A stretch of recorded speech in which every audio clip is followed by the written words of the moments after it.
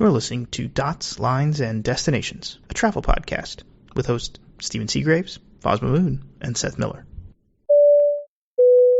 Hello, and welcome to episode 582 of Dots, Lines, and Destinations. This is Seth Miller hosting this week, and I am in Hamburg, Germany at Aircraft Interiors Expo, as I try to do every year. And once again, I'm joined by the ever witty and snarky Mr. Jason Rabinowitz. So you're choosing your words carefully there. Thank you. I missed last year, so You did. happy to be back in AIX's rightful time in space and time in, checking my watch, it's April, which is a lot nicer than June here. It is. We also might be stuck here forever. Yeah, one of the biggest plot lines of the show, it has nothing to do with the show, but more on who didn't make it to the show, and that would be anyone who was flying Lufthansa or Lufthansa Cityline or Eurowings Germany or really even just affiliated with Lufthansa in any way. Yeah, a lot of strikes, a lot of flights canceled. It's actually it's a little interesting to be being here. I guess it's because, I don't speak German, but, not actually hearing much about it other than people showing me, yeah. Well, they're just so used to it because this is the third distinct strike this month, the second in a week. Oh, cool. What is that little guy running across the floor over there? That's a really, really interesting looking squirrel. It's a red squirrel. That's a red squirrel with really tall, pointy ears. We're very easily distracted. Jason, take a picture of that. I'm trying, but... So anyway, there is a strike going on. Literally ooh, shiny thing, except... And there are trains in the background, too. Oh. All right. So, Lufthansa strike, bad. There are also some Deutsche Bahn cancellations, also bad. I am shocked. Well, Shocked. To find gambling in this establishment. The good news, actually, Jason and I both expect to get home. Neither of us is flying Lufthansa. Knock on plastic? Weird metal table. But, yeah. So, a lot of folks affected by that. Hopefully, none of you are them. But, getting back to the show and what we're really going to focus on for this week's episode. As always, Aircraft Interiors Expo, it is the annual, the place to be for talking with vendors and such and seeing what's new in the industry. As always, we spent 4 days hustling through the floors, talking to people, seeing everything we possibly could. And I think we're going to focus mostly on seats and screens this time around. I'll know that I like the in-flight internet stuff, and there was a lot of conversations and discussions and updates there, but really down in the weeds bits if you want that information from me. I think what you could say about connectivity is now that we're mostly at the place where the stuff just kind of works to a degree where you're not super pissed off about it. You're more optimistic about that than I am, but more often than not, it works. But what we're seeing at the show is just refinement of... sorry, we see a squirrel again already. It's very interesting. But we're seeing refinement on what's already out there in the market. And it's just so in the weeds of LEO, MEO, GEO, and antennas that, passengers don't need to care about any of this. Yeah, I'll grant that. So, gonna start off with some of the screens stuff in the in-flight entertainment world. And there's 3 big vendors in the market, Panasonic Avionics, Thales, and Safran.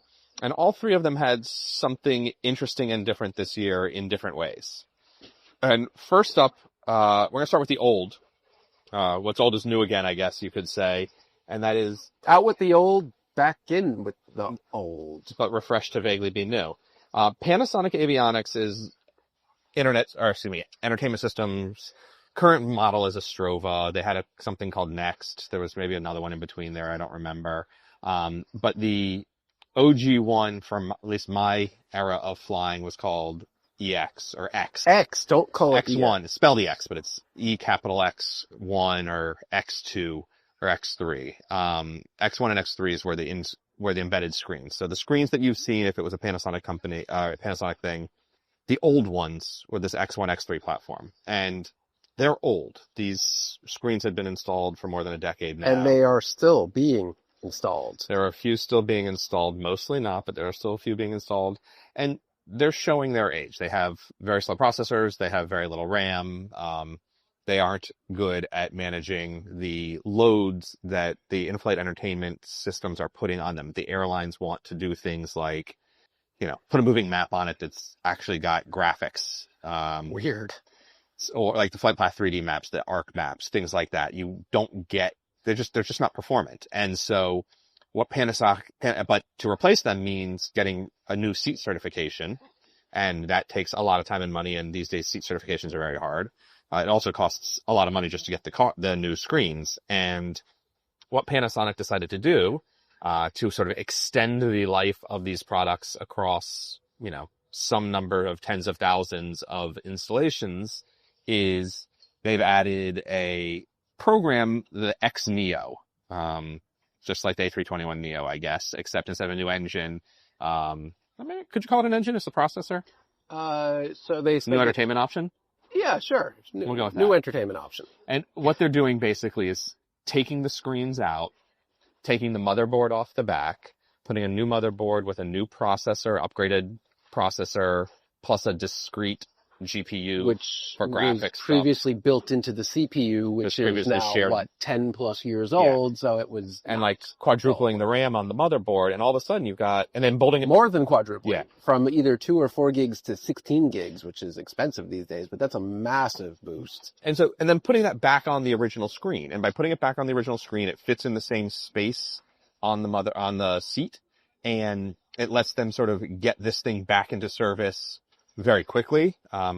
It can run on the same head-end server. They can also upgrade the head-end if they need to. A number of the airlines are, because they want to upgrade some of the other services that they provide. But it's allowing, a airline, I'll use United as an example. I'm not 100% certain that United is actually doing this. I think they might be. But it would allow all the personalization stuff that United does with flight connections or frequent flyer account details that are shared on the in-flight screen. That's tied to, it's actually running a version of the United Airlines app on the IFE screen. You can't do that if you don't have a good enough processor and RAM to do that. You can try. It's just not going to go well. Right. And so being able to add those things on, being able to get a good version of the moving map that people love the map, and so you want to do that. All that stuff requires this improved performance, and Panasonic's making it doable. Yeah, why we're talking about this, I think, is not because of the stats and hey, we're making old new. It's just that it was one of those few tangible demonstrations that they put in front of our face and showed us the differences in the old screens and the refurbished screens, and it was just so immediately apparent why they would do this and what the benefits are to the passenger, that it quietly became one of the most interesting things at the show, because it's not AI nonsense, or it's not something that's coming in 9 years. It's here, it's now, it's available, and the only people that benefit from it realistically are passengers. This is a passenger-centric thing that will make their experience better and allow the airline to serve more ads to them. Yeah, well, other than the ads part, much better. And I will say, you've said this a few times, passengers won't necessarily see it as improved, but they'll see the absence of frustration. They'll see the absence of being annoyed. Yeah. And that is, both for the passenger and for the airline, a super good thing. So, next up, Thales launched a new screen. The Aura.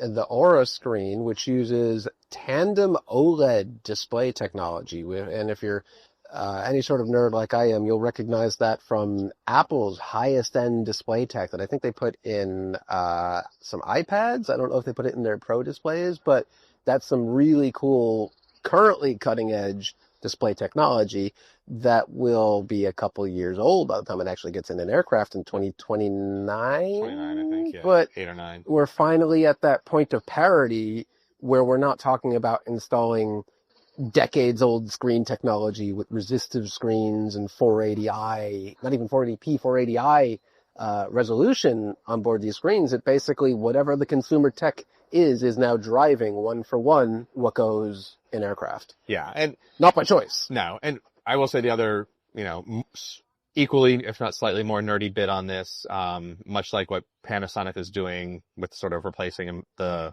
processor stuff. The new versions of these screens from all the vendors makes that a lot easier. And in the Thales case, they are making it truly a modular system. The screen, the processor, and the ports, the headphone jacks and the USB charging, are 3 discrete components now.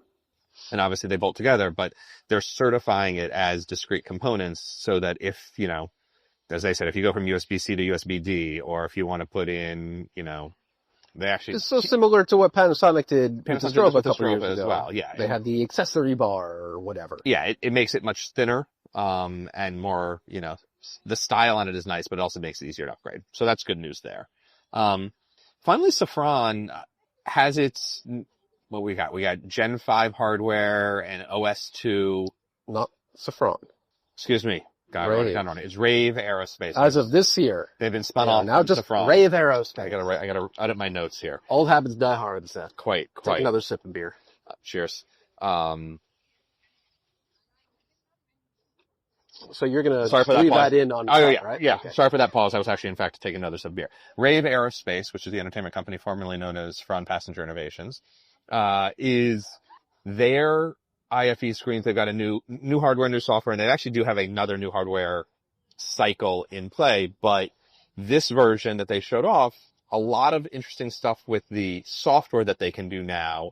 And what I say is, it's no longer, the interface looks a lot more tightly integrated, which is a weird thing to say, I think, but it's the different functions that a screen can do it's not like, okay, I'm looking at the map, or I'm looking at a movie, or a shitty picture-in-picture, and I have to bounce back and forth between all of those things, or it's live television. It's part of What it. if all of the things? Yeah, it's basically all of it, and they've done a really good job of making it A, snappy to integrate together, but B, like the interface for the welcome screen with, teasing that there are movies and stuff, has the map sort of floating in the background. It's kind of static there in the background. Maybe not static, It's not static. I mean, it the would show position is motion. going to move, but it's there as basically the home screen wallpaper. Yeah. And you click map, and instead of it going to load the map application, which takes a few seconds, and then you forget what you were doing, it kind of just seamlessly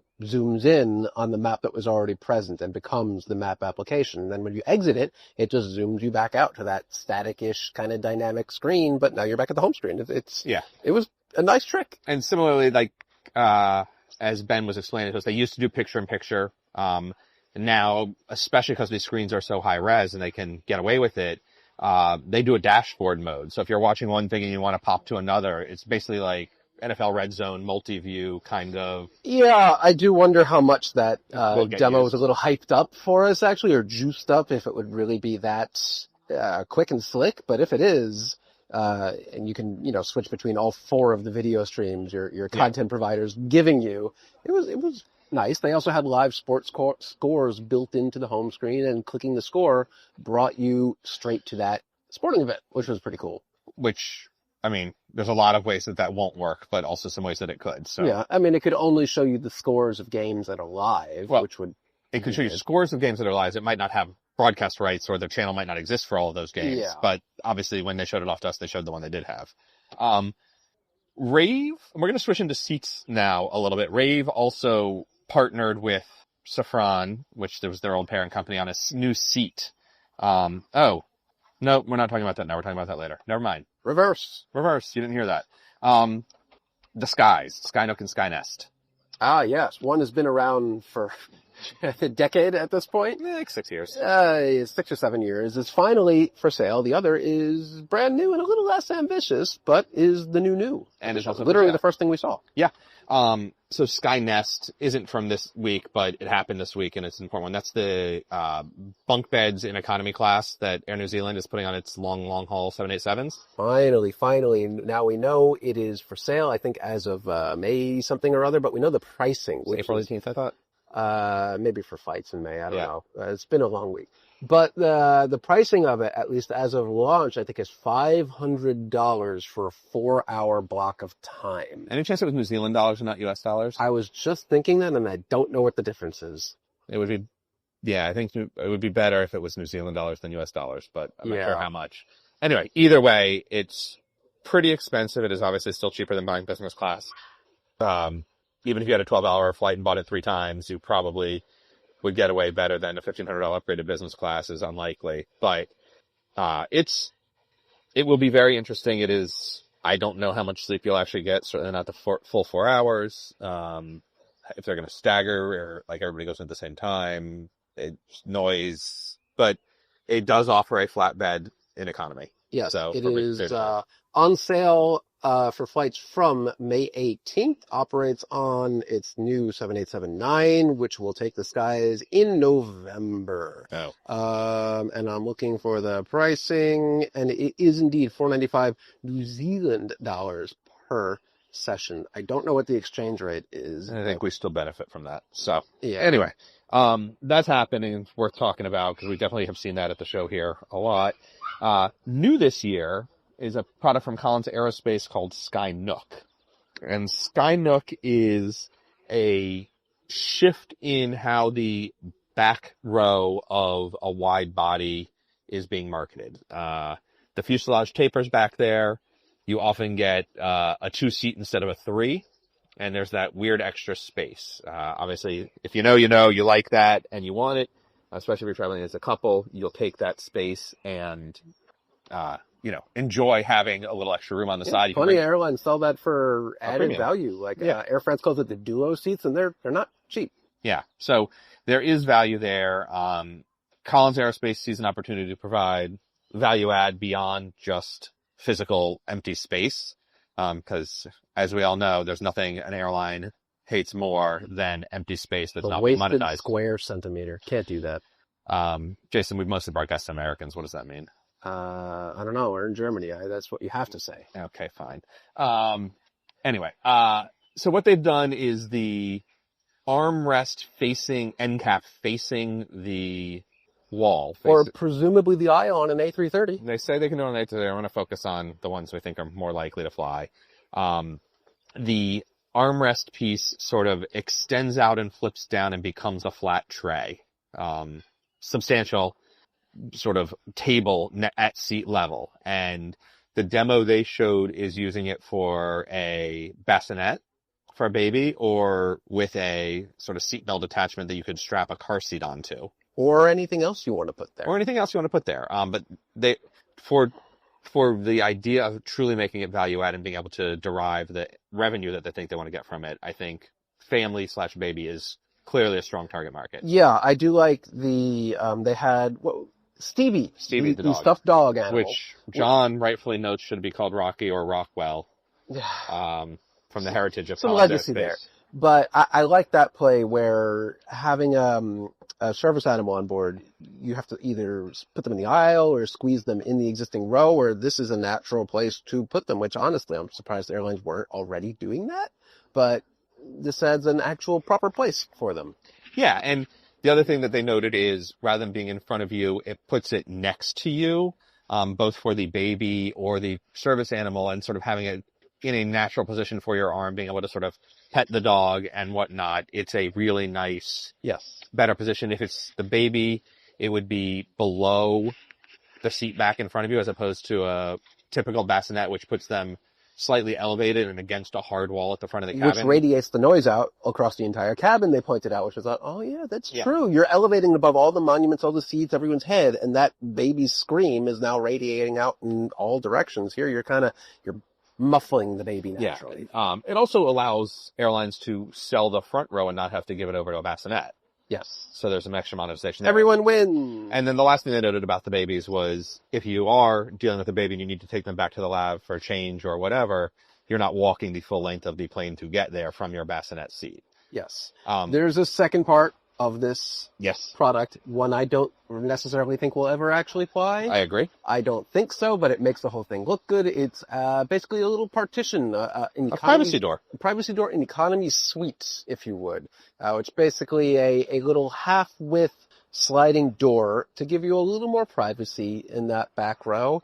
Again, I don't see any airline taking that particular part of this, which makes the rest of it seem kind of pedestrian. Like, oh yeah, why isn't this a thing? You bolt it onto the side and you're done. Yeah. Why hasn't this been a thing for 30 years? But sometimes the most obvious innovations aren't so obvious. Yeah. So I like Skynook. I think it's a pretty cool product. We also heard that it will be flying on a 787 by the end of the year. Won a Crystal Cabin Award too. And it did win the Crystal Cabin Awards, the Oscars of the in-flight, aviation in-flight world. Tonys, maybe? I don't know. They call themselves the Oscars. It depends on which trademark you want to violate. Couple other things we saw. TCI Aerospace is a Turkish company that handles some in-flight internet and some entertainment and some seating stuff. They are the company of record for a couple of the retrofit programs for Turkish Airlines. And we heard, for example, that their new screens, what was that called? Corona?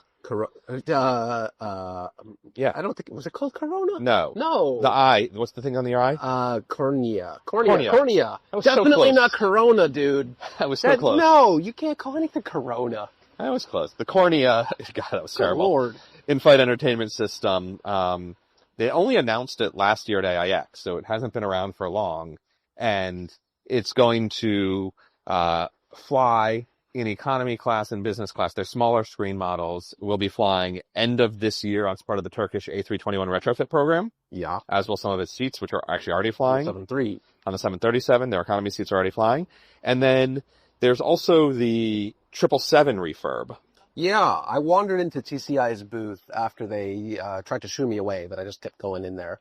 And they eventually opened it up. And if anyone's flown business on a Turkish 777, you know it's a 232 product, which is just seriously out of date. And I know a lot of you are waiting with bated breath to... Doesn't the guy wear a little hat when he serves you his food? Great. That's fantastic. If you're stuck in the middle seat in business class, you're probably not thrilled. But there has been a product collaboration with TCI to put this new seat on board. I think it's called the Crystal, maybe. I'm not I quite. think it's Crystal. Crystal. Wow, I can't believe I remembered that. But it is finally rolling out, but it's going to start first on new deliveries of A350-900s coming from Airbus in July. But apparently the retrofit for the 777s won't start until 2027 or even 2028. And that's when that program will start. So that product, that old product in the Turkish ain't going anywhere for quite a while, which is good if the price is right, but not otherwise. It's the old BA model. Yeah.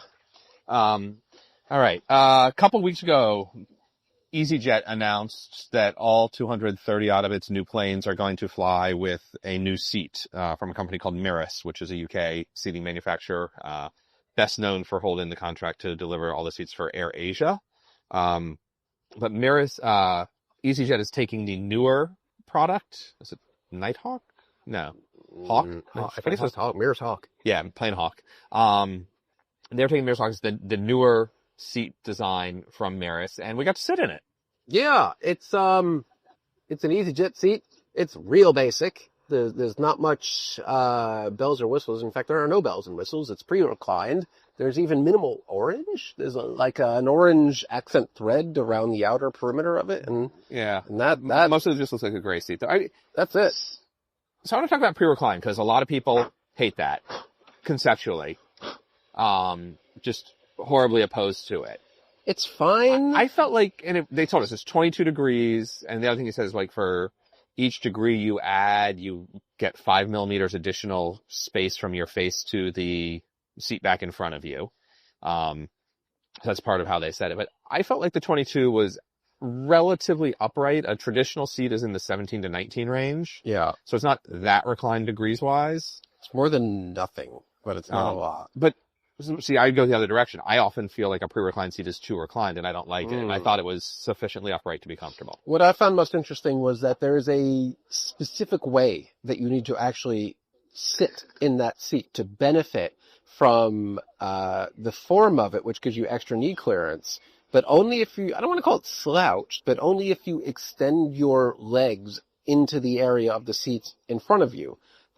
If you sit kind of like with your legs parallel to the ground and try to lower the tray table, that thing's going to bash into your knees. And then Only if you're tall, Jason. I would only say if okay. you're tall.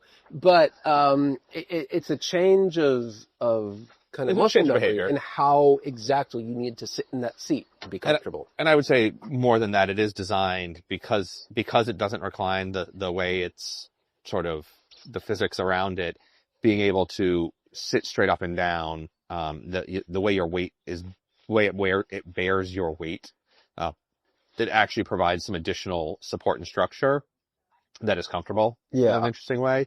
I will also note that, we talk a lot about seat pitch and things. Like, we sat in that seat, not the exact one, but we sat in the Hawk mock-up at 28-inch pitch, and you had more knee room than a 29-inch pitch seat from another booth. Yeah.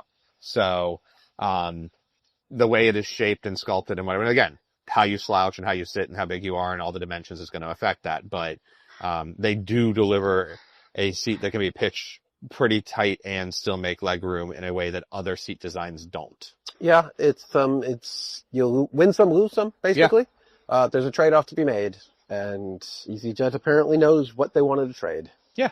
And then last bit we're going to talk about here, Boeing. Boeing, we spent a bit of time in their booth and saw a couple interesting things. Some real, some not. Some real, some not. They are doing some cool stuff about in-flight internet and how the antenna mounts for new antennas, the new electronically steered antennas, the Amazon Leo, the Starlink, you have trouble putting anything on a 787. Boeing won't let you punch a hole in that carbon fiber fuselage. So everything's that's got to go through Boeing Global Services.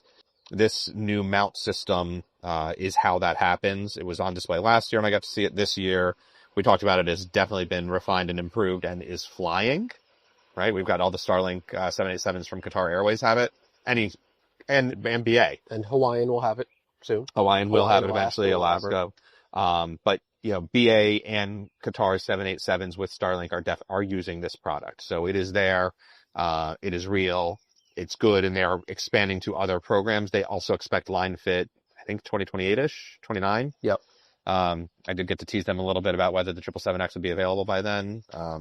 They didn't throw us out of the booth, so I'm taking that as a win. They also didn't answer. And then we also saw some interesting stuff from them about sustainability, and accessibility. We're putting accessibility in the bonus topics, though. Okay. Let's go. Sustainability.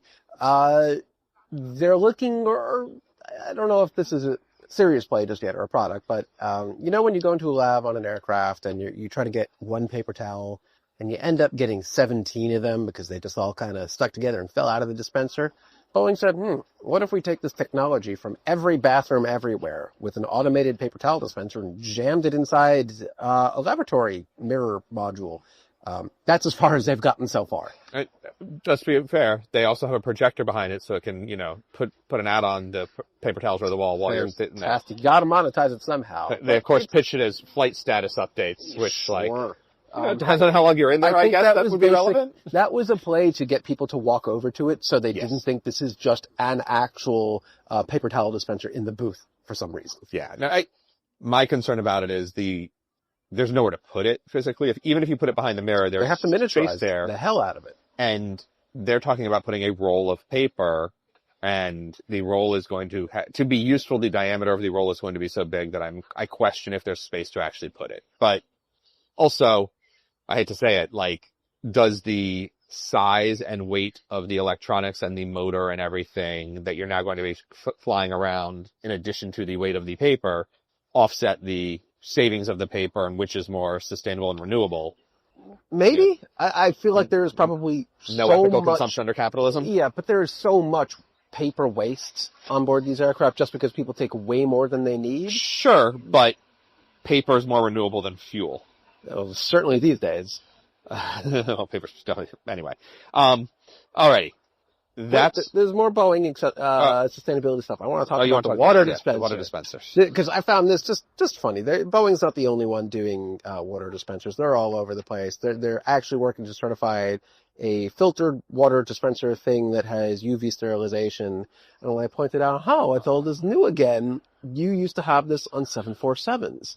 The woman showing this off, her eyes kind of lit up and was like, "What? Tell me more." And I actually pulled up my photo of a water dispenser from a United 744 on the final flight and showed her the picture. And she actually started taking a picture of my phone screen to show other people at Boeing that, hey, we used to do this. And also, not that long ago. No. I mean, this was actually flying less than a decade ago. Now, admittedly, it certainly didn't have a UV filter, no. And I will question whether it had the water even was probably the regular quite filter. chunky, and I don't think I would have drank that. But it is a thing that they did in the past, but that institutional knowledge is apparently gone. Yeah. And there are a couple other companies showing off water dispensers. Safran did it. Yeah. I There mean, were a couple of one-offs it's also. nothing. It's not new, but I also, that's another one I wonder about. Like, I would love to see more of that if the water was actually definitely clean. There was one airline, and people were like, oh, there's filters. And as we joke, there's one airline that all their coffee makers stopped working on a bunch of new planes. They couldn't figure out why. It was because no one had bothered to check the water filters and they got clogged. And they got real chunky. And so they weren't getting enough water flow, so they couldn't make coffee. Right? Like, so it is, I'm sure the filters help. I'm sure it's fine. I drink tap water almost everywhere I go, and I remain hesitant and skeptical of drinking tap water from an airplane. So, Yeah. but it is a good way to reduce plastic consumption, which is more important than paper for me. But anyway, a lot of interesting stuff going on there. We're going to do a whole nother round of seats and screens and accessibility in the bonus episode for some other things that we saw. Might be a little more ranty. These are things we mostly liked. There's a few things in the other bit that we're mostly angry about. So, Do you want to talk about the Lufthansa news in this section or the back half or not at all? which news? Big fleet restructuring and some subsidiary realignment. We're going to talk about that right now because what the hell? All right. Late breaking, because I have no idea what Jason's talking about. Yeah, apparently Lufthansa CityLine, the CRJ operator, Okay. gone. We're Wow. gonna cut that entirely. Where are they moving those planes to? They're not. They're retiring their CRJ fleet? They are simply just not profitable. A first immediate effective step, the 27 operational aircraft of Lufthansa CityLine will be permanently removed from the flight program starting the day after tomorrow in order to reduce the further losses of the loss-making airline. And they say the CRJs are already nearing the end of their life, so what the hell, they're done now anyway. They are reducing intercontinental aircraft by 6. The last 4 remaining A340-600 will leave the fleet this October. So if you haven't flown a 346, you better do it now. To be very clear, they have threatened Said this before, but, given the strike and fuel prices, maybe this time they really mean it. Yes. And there's some other stuff about their 2744s grounded October into winter, but yeah, grounding Lufthansa CityLine literally tomorrow is, the day after tomorrow. Does that help with the strike? No, that probably makes things worse. Sweet. Alrighty. Well, nice little extra bonus, and the day after tomorrow means it'll be like yesterday by the time you hear this. I'm not sure when I'll actually get it published, but, that will be Saturday is the last day of operations, or Friday's the last day of operations, Saturday is grounded? Yeah. One of the two. Yeah. Okay. It's Is this Thursday the part today. where you do the bing bong and then we go to the Yeah. after? So on that note, segment? Jason, as always, thanks for joining. For those who My pleasure. want to find him, you can catch him on the Flight Radar 24 AvTalk podcast on a weekly basis. Yeah. Also at airlineflyer.net on Blue Sky, and otherwise roaming the internets and skies and various other things. Sure. If Blue Sky's servers are up and running, that's where you'll find me. There you go. For all of our listeners, thanks as always for joining us. For our Patreon supporters, stick around. As we mentioned, we've got basically more of the same, but much more annoyed and snarky coming up. And we will catch you next time